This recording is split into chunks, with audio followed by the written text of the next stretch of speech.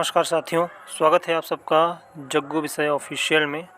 इस बार की होली डीएड अभ्यर्थियों की बहुत ही अच्छी गई होगी, क्योंकि होली के एक दिन पहले ही डीपीआई ने डीएड चयनित अभ्यर्थियों की नियुक्ति की समय सारणी जारी कर दी है और बहुत जल्द डीएड अभ्यर्थी अपने अपने स्कूलों में होंगे। कोर टीम और सभी सदस्यों के अथक प्रयास से और सहयोग से ये आज संभव हो पाया है कि डीएड अभ्यर्थी जो हैं वो न्यायालय की लड़ाई और साथ ही बाहर की लड़ाई लड़कर अपनी नियुक्ति पाने में सफल हो रहे हैं।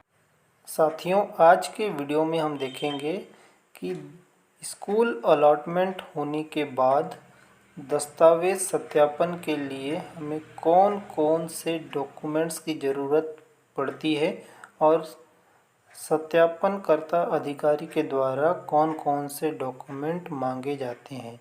चलिए शुरू करते हैं। देखिए साथियों, पहला जो डॉक्यूमेंट होगा दस्तावेज सत्यापन के लिए वो होगा हाई स्कूल सर्टिफिकेट या फिर 10वीं की अंक सूची। डेट ऑफ बर्थ के प्रूफ के लिए इस सर्टिफिकेट को मांगा जाता है। दूसरा जो सर्टिफिकेट होगा वो होगा हायर सेकेंडरी सर्टिफिकेट या फिर 12वीं की अंक सूची। चूँकि सहायक शिक्षक का पद 12वीं के बेस पे होता है, इसीलिए 12वीं का सर्टिफिकेट दिखाना बहुत ज़रूरी होता है। अगला जो सर्टिफिकेट होगा वो होगा डीएड या डीएलएड का सर्टिफिकेट। चौथा जो सर्टिफिकेट होगा वो होगा शिक्षक पात्रता परीक्षा का सर्टिफिकेट या फिर टीईटी का सर्टिफिकेट, जो कि प्राइमरी स्कूल का होना चाहिए। अब इसमें कई साथियों को कन्फ्यूजन है, तो इसमें सीजी टेट या फिर सेंट्रल टेट कोई भी सर्टिफिकेट होगा तो वो चल जाएगा। इसके बाद जो सर्टिफिकेट होगा वो होगा निवास प्रमाण पत्र। अब निवास प्रमाण पत्र में किसी वर्ग विशेष का कोई महत्व नहीं है, ये सभी अभ्यर्थियों को लगना ही है, क्योंकि आप इसी के द्वारा ये प्रूफ कर सकते हैं कि आप छत्तीसगढ़ के स्थानीय निवासी हैं। उसके बाद अगला जो सर्टिफिकेट होगा वो होगा जाति प्रमाण पत्र, जो कि स्थायी होना चाहिए। अब इसमें कई अभ्यर्थी कन्फ्यूजन में रहते हैं कि हमारे पास ऑनलाइन वाला सर्टिफिकेट नहीं है, हमारे पास पुराना सर्टिफिकेट है। तो साथियों, मैं आपको बता दूं कि दस्तावेज सत्यापन में पुराना जाति प्रमाण पत्र भी लेकर अगर आप जाते हैं तो आप पात्र होंगे। आपके पास जो गुलाबी रंग की जाति प्रमाण पत्र बनी होगी वो जाति प्रमाण पत्र भी अगर आप लेके जाएंगे तो आप पात्र होंगे, तो इसमें घबराने वाली कोई बात नहीं है। इसके बाद अगला जो प्रमाण पत्र लगेगा वो होगा दिव्यांगता प्रमाण पत्र। ये उन अभ्यर्थियों के लिए है जो कि दिव्यांग है, तो उन्हें मेडिकल बोर्ड के द्वारा दिव्यांगता प्रमाण पत्र जो है वो प्रस्तुत करना होगा। इसके बाद अगला जो सर्टिफिकेट लगेगा वो लगेगा आय प्रमाण पत्र। और आय प्रमाण पत्र आप सभी जानते हैं कि आय प्रमाण पत्र जो है वो केवल और केवल ओबीसी वर्ग के लिए लगता है, क्योंकि ओबीसी वर्ग में ही क्रीमी लेयर और नॉन क्रीमी लेयर दो कैटेगरीज डिवाइडेड होते हैं। तो नॉन क्रीमी लेयर प्रूफ करने के लिए आय प्रमाण पत्र दिखाना जरूरी होता है। हालांकि ये ऑप्शनल है, कई बार दस्तावेज सत्यापन में आय प्रमाण पत्र की मांग नहीं की जाती है, लेकिन कई बार कुछ अधिकारी ऐसे होते हैं जो आय प्रमाण पत्र की मांग कर देते हैं, इसीलिए ये अपने पास होना बहुत ज़रूरी हो जाता है।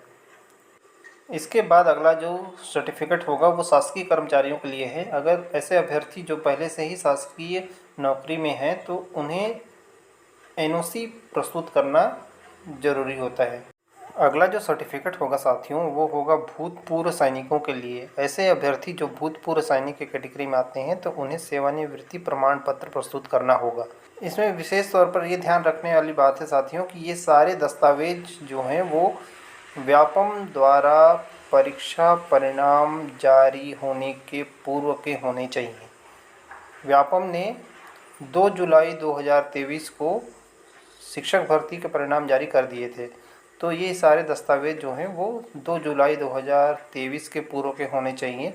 आय प्रमाण पत्र जो हैं वो परिणाम जारी होने के बाद के भी हो सकते हैं, या अभी वर्तमान में बनाया गया हो तो आय प्रमाण पत्र में ऐसी कोई समस्या नहीं है, क्योंकि ये आय प्रमाण पत्र हर 6 महीने में बनते रहता है। बाकी सभी दस्तावेज जो हैं वो परीक्षा परिणाम जारी होने के पूर्व के होने चाहिए।